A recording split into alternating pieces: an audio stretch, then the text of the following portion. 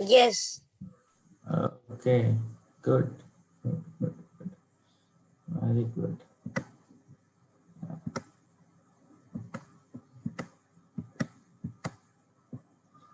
Yeah, so I think let's start the session now. Okay. So today we are having the 9th session of Fun with Heroes. So welcome everyone.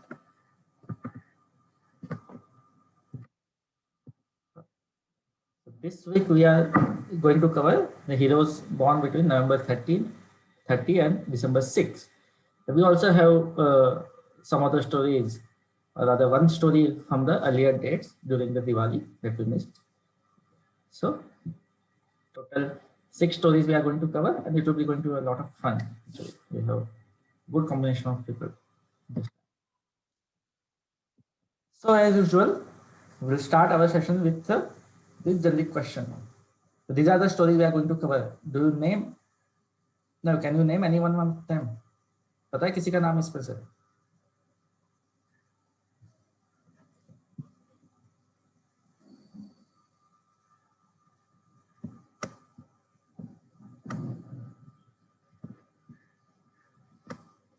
Anyone?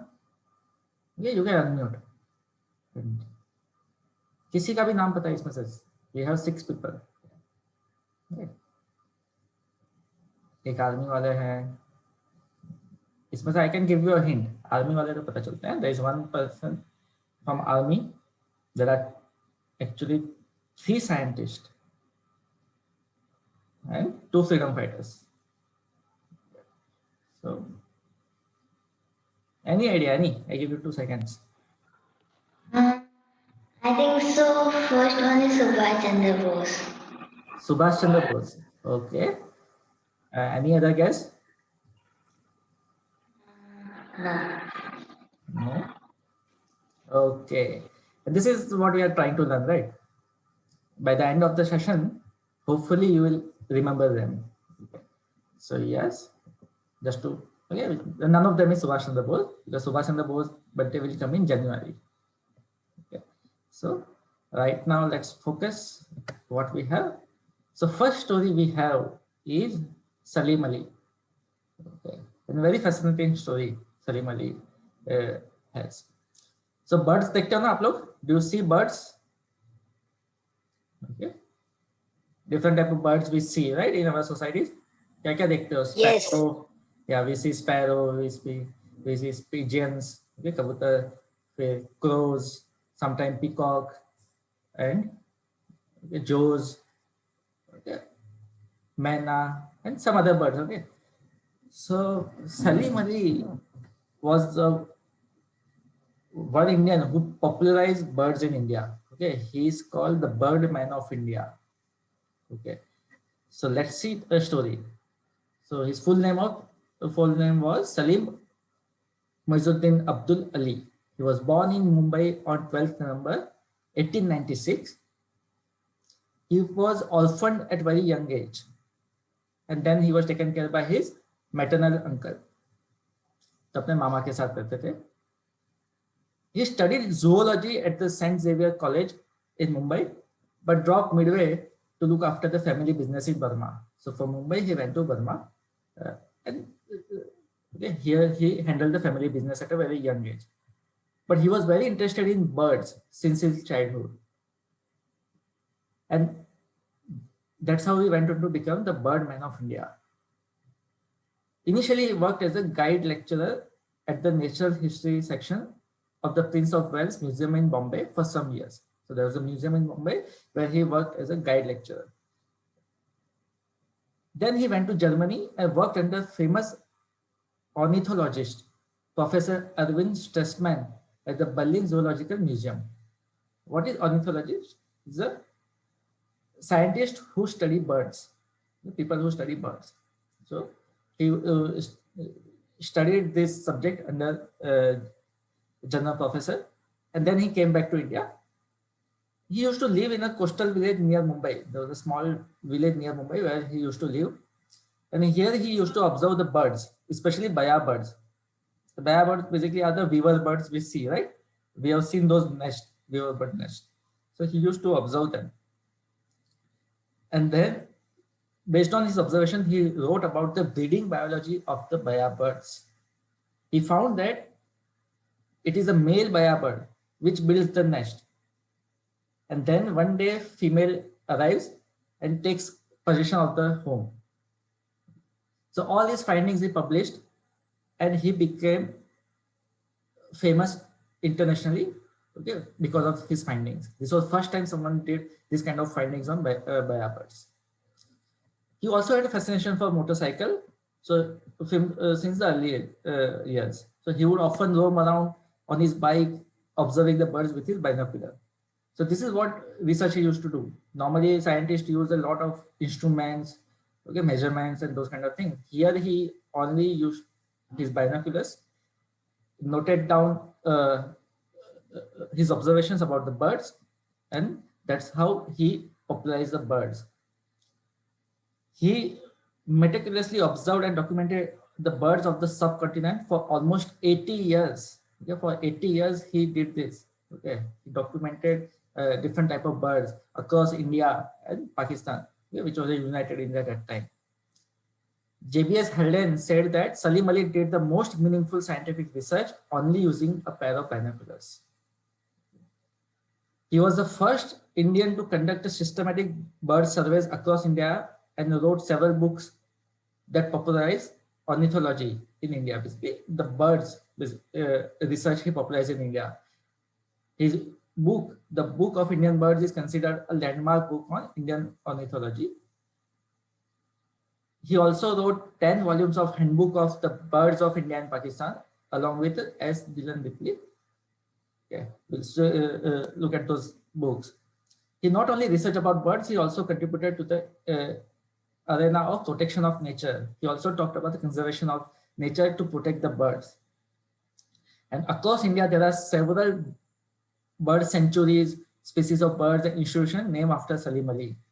He was honored with Padma Vibhushan in 1976. And there is a famous bird sanctuary in Goa named after him. You can see here. Okay. So this is a very famous bird sanctuary in Goa. Whenever you next time go to Goa, okay, do visit this place if you get a chance. And these are some of the books he wrote, and which are this highlights different type of Indian birds and the habits. So this is the contribution of Salim Ali to India, and that's why he's known as the Birdman of India. The next story we have is Jagadish Chandra Bose. Okay. Like C.V. Raman, Jagadish Chandra Bose is also one of the most famous Indian scientists. So, Sir Jagadish Chandra Bose was born on 30th November 1858 in Singh, which is currently in Bangladesh. He graduated in physics from Calcutta University. Actually, he was from the Unified Bengal there, so he moved to Calcutta and graduated in physics from there. He wanted to take the civil service examination, like what we have IAS right now at that time. The ICS was there. So he wanted to take the examination in England, but his father convinced him to become a medical doctor. So he joined that institution, but he suffered from black fever during his London stay. Yeah, he was severely ill while he was studying medicine. So he was advised to give up medical studies. He could not continue. Then once he recovered, he studied natural science under outstanding scientist Lord Rayleigh in Cambridge University. So then he opted for the natural science. He graduated in science. And then he returned to India and was appointed professor of physical science at Presidency College, Calcutta. Presidency College was a big college in Calcutta. Almost a lot of scientists you will find work there. See, Jagadish Chandra Bose also worked there as a professor of physical science. He found that he was given less salary than other English professors. So he protested against that for 3 years. Ultimately, he was given his dues and his position was restored. Basically, he was promoted. Now, as a scientist, J.C. Bose, which is how he is known, made a significant contribution into very different fields of research, One is radio waves, wireless communication, and other is plants. So Bose developed a galena detector, which was the first semiconductor device for which he received a patent. And he was the first Asian to receive a patent, US patent in 1904. A patent is something, basically you register that innovation in your name, and you get a royalty out of that. So Bose was the first Asian to receive a US patent. His work in radio waves and semiconductor research was quoted by future Nobel Prize winners. A lot of Nobel Prize winners have quoted Bose's work. Marconi is considered the inventor of the wireless communication, but it was Jagadish Chandra Bose who gave a public demonstration of wireless communication at the Royal Institute, London, ringing a bell, okay, a mile away, okay, through wireless communication 2 years before Marconi published his research. But unfortunately, Jagadish Bose was never given his recognition in the area of wireless research that time. But now IEEE, which is the science magazine and the organization that is considered the topmost in the engineering discipline, is considered Jagadish Chandra Bose as the father of radio and wireless communication. He's the one who initiated this field. Okay. And now we have the everything, like from mobile phone to Bluetooth, and a lot of things are possible because of the radio and wireless communication. Jagadish Chandra Bose was the first one who demonstrated how it would work. Now, another area that Bose worked was on plants. So he had a great understanding of the sensitivities of the plant. And he was the first scientist to establish that plants have feelings too. Okay, they also have life, they also have feelings. He established that scientifically. Okay. Okay, they respond to electric current, they respond to heat, they respond to chemicals. So plants also respond like the animals respond. So he designed and developed an instrument like cresograph, which measured the growth rate of plants. And his students who worked with him jokingly said that he could talk to plants. Bose was a patriot and a cultural nationalist, and he's proud of his Indian heritage. He proved to the West that the Indians can also do meaningful scientific research, because that time most of the scientific research was carried out in Europe, and they consider Indians very inferior. But he proved that Indians can also do world-class research. Many of his students also became world-class scientists. He was conferred knighthood in 1917. Okay, that's why he's called the Sir Jagadish Chandra Bose, and was elected a fellow of the Royal Society in 1920. He was also influential in making Bengali literature popular. He wrote a lot of articles in Bengali regarding science and science fiction. So he's also considered the father of Bengali science fiction. He promoted writing in a native language, local language. Okay. So that is the story of Jagadish Chandra Bose. And this is what we are discussing. The left-hand side, we have cresograph, using which Jagadish Chandra Bose demonstrated that plants have life and they also grow like humans and animals. So this was It's very nice. yeah. So this device is kept in a museum, I believe in Kolkata. And right-hand side is a device for which he got the patent. Okay. So this was the first patent by the Asian. So this is the story of Jagadish Chandra Bose. He is the one of the leading scientists of India. Now we move on to December stories, and the first story we have is a Major Shaitan Singh. So Major Shaitan Singh was born on 1st December 1924 in Banasar village of Jodhpur in Rajasthan. He belonged to a military family, and his father was also an army officer. So Major Shaitan Singh was commissioned into the Kumaon regiment in 1949. In 1949, he joined the army as a part of the Kumaon regiment. Army has a different regiment, and he was a part of the Kumaon regiment. His name was Shaitan, okay, but he was one of the finest gentlemen for his company. Okay. He was known for his kindliness. Now his story is the story of a 1962 India-China war. During the 1962 India-China war, there was a possibility of Chinese attack on Chushul Valley in Ladakh. Now, if you can see left hand side, there is a map of Ladakh. Okay, so we have here, you can see this is India and this is China, Tibet. Okay. Here there is a line of control, and this is the Chushul, okay, where India has a sizable setup and everything. And this is the Rezang. This Rezang La is the one which is the entry point. La is basically a pass in mountain. So is an entry, is like a gateway between this region. And this is where that war was fought.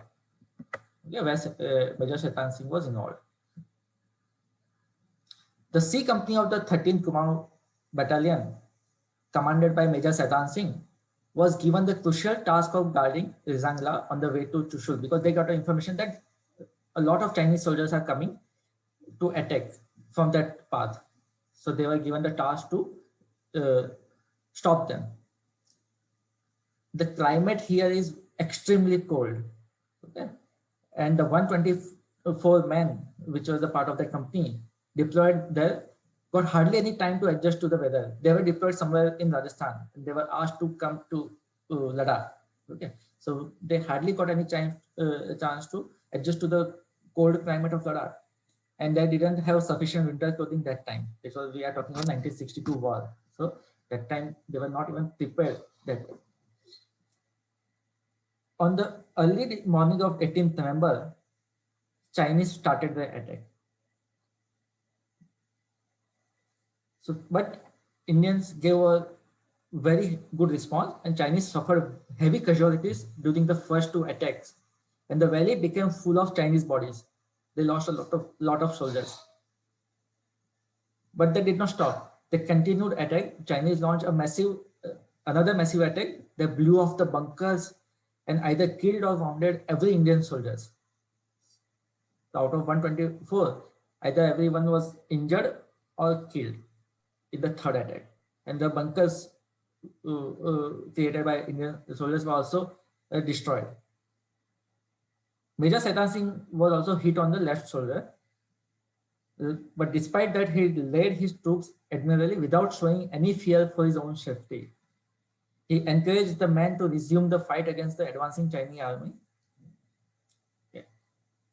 So they continued fighting, and he encouraged them. He himself moved from bunker to bunker and halting the Chinese army. This is when he was hit in the stomach by the machine gun fire.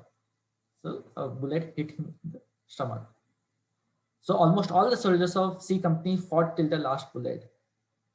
But once after there was no hope, they retreated. But two of his men tried to evacuate Shaitan Singh, who was seriously injured. But Shaitan Singh asked them to leave and inform the major unit, okay, in the Chushul, and put him near the boulder so that he will guard. So they left him there. And it is said that Shaitan Singh kept on firing his machine gun using his feet, because his hands were not working. So he used his feet to fire the machine gun. The body of Major Shaitan Singh was found in the same place at the same boulder with a machine gun tied to his feet 3 months after the battle. Yeah, after the battle, everything, the war was over. After 3 months, his body was found at the same place. And because of the snow, it was preserved. He was flown to Jodhpur and he was cremated with a full military honors. And the rest of the unit was cremated at the Rezangla Pass itself. So for his courage, What is Rezangla? I'll talk about that thing. So for his courage and leadership, he was given Paramvir Chakra. Major Shaitan Singh was given Paramvir Chakra. And there is a Rezangla Memorial near Chushul, where other heroes of C Company were cremated. So this is the Rezangla Memorial. Okay. If you happen to go to Ladakh, you can visit that. I think it's a very restricted access. Only army people are allowed to go, and others have to take a special permission. And this is what I mentioned earlier. So this is the Ladakh region. You can see the arrow. This is the Rezangla.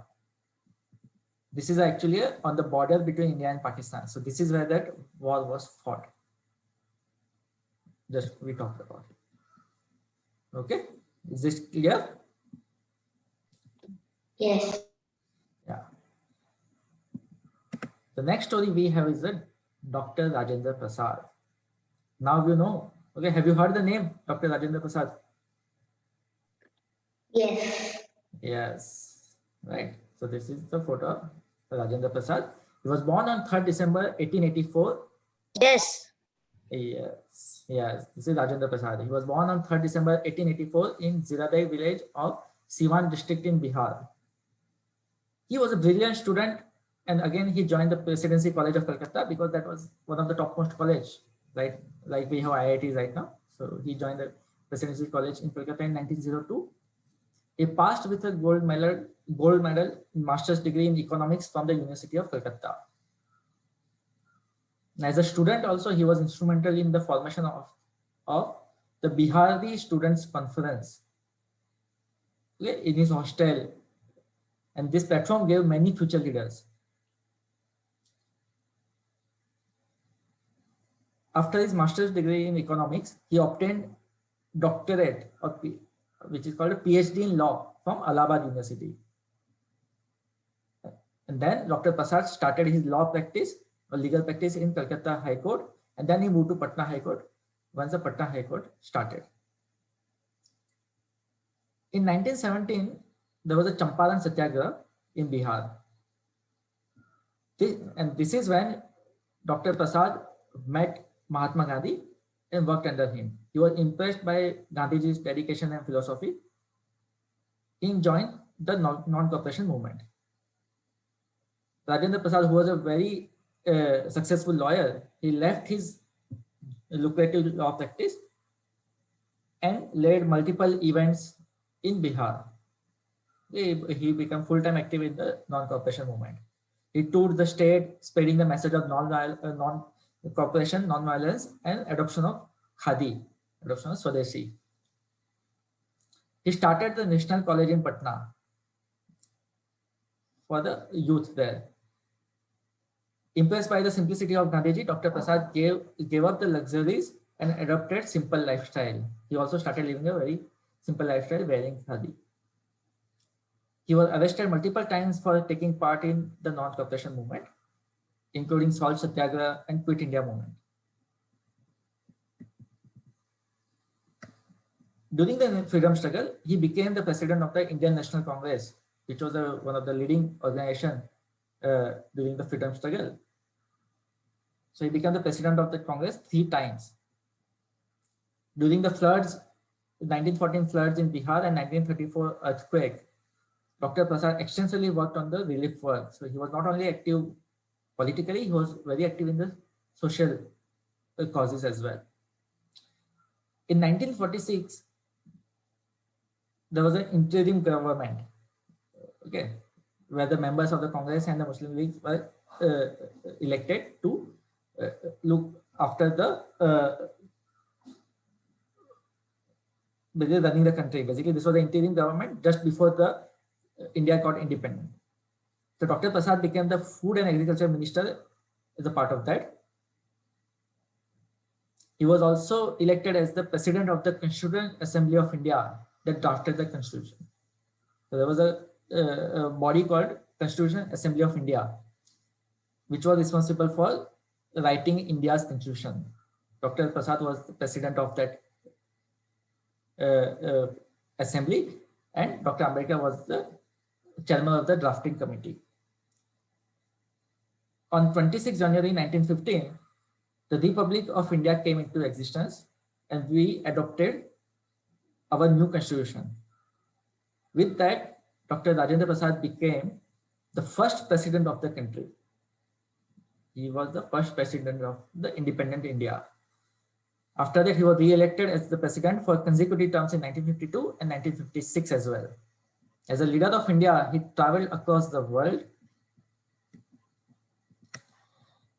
building diplomatic rapport with foreign nations.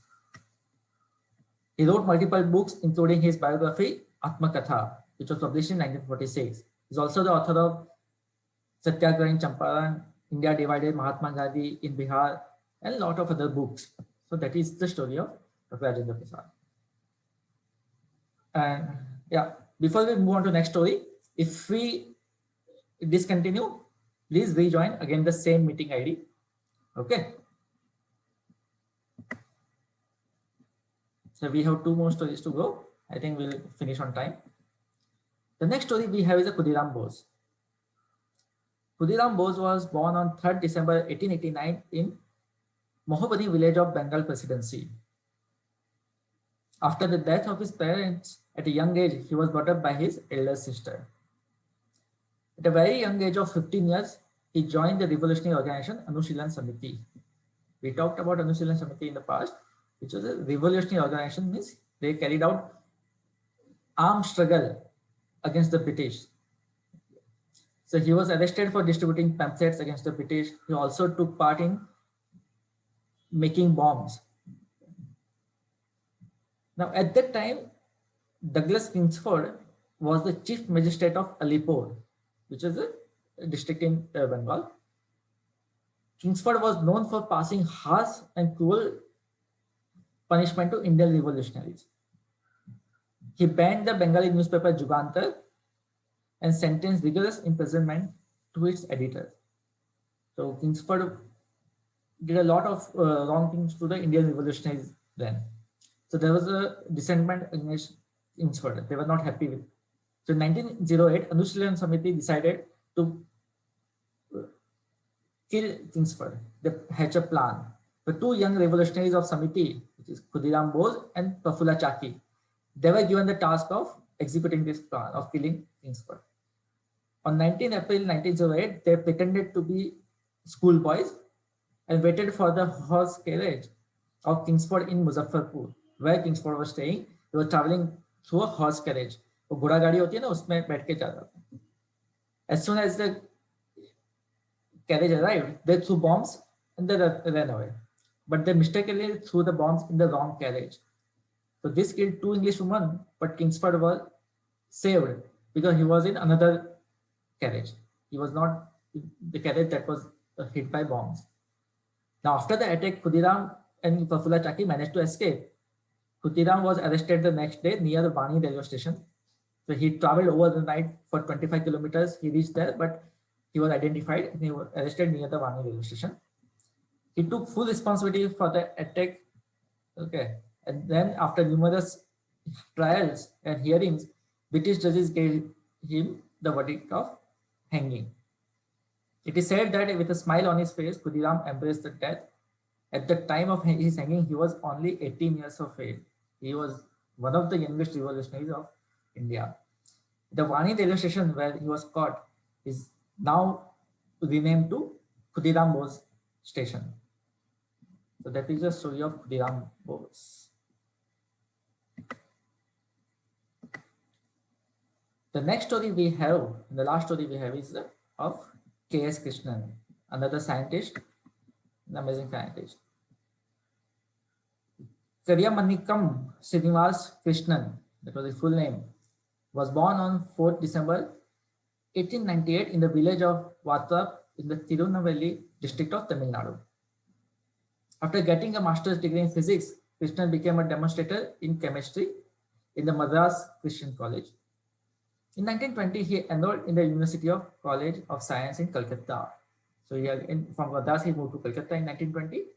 Here he joined Sir C.V. Raman as a full-time researcher after learning various aspects of physics for 2 years.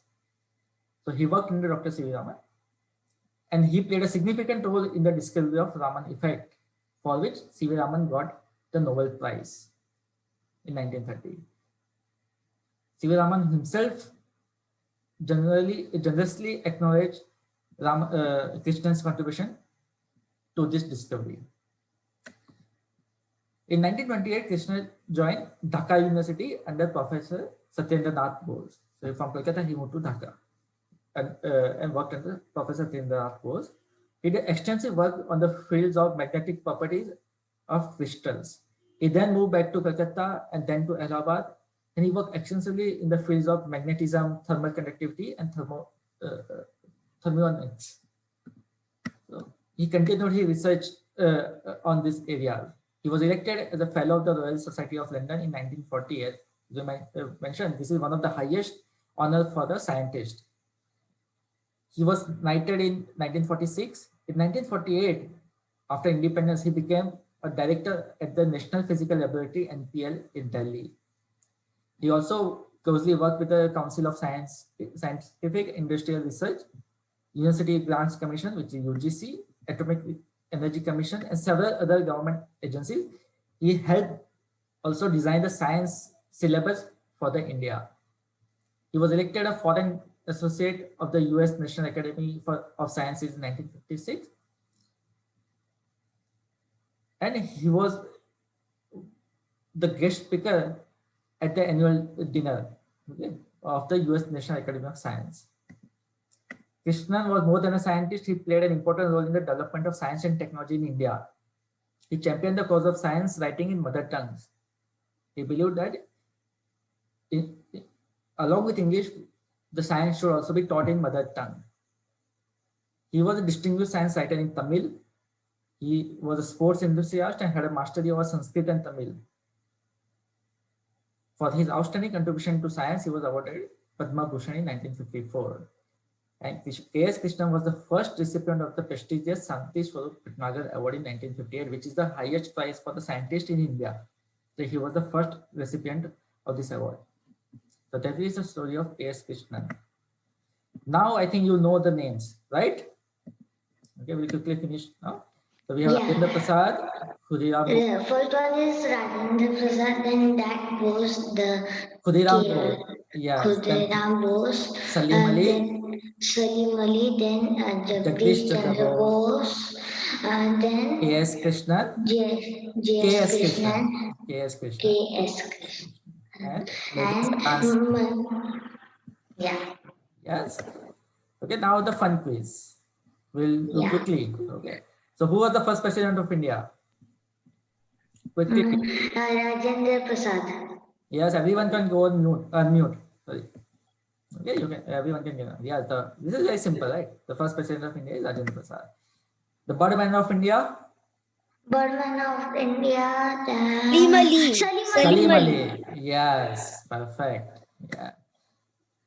Who was involved in the Battle of Rezangla? Battle of Rezangla. Very talk. Major Shaitan Singh. Major Shaitan Singh. And who is called the father of wireless communication? Khudiram Bose. Khudiram Bose. Khudiram Bose? No, Jagadish Chandra Bose. Yeah, so these are all the Bose, and all these stories will have. Okay, but Jagadish Chandra Bose. Oh. Yes. Yeah. We end this session. Thank you for attending. Okay, keep reading. Okay, and keep learning. Okay. Yes. So any question you have? Okay. No. Time out? No. Okay. I hope you enjoy the stories. Yes or no? Yes. Okay, great. So next we'll have few more stories and we'll learn something new. So thank you again for coming. Bye-bye. Bye.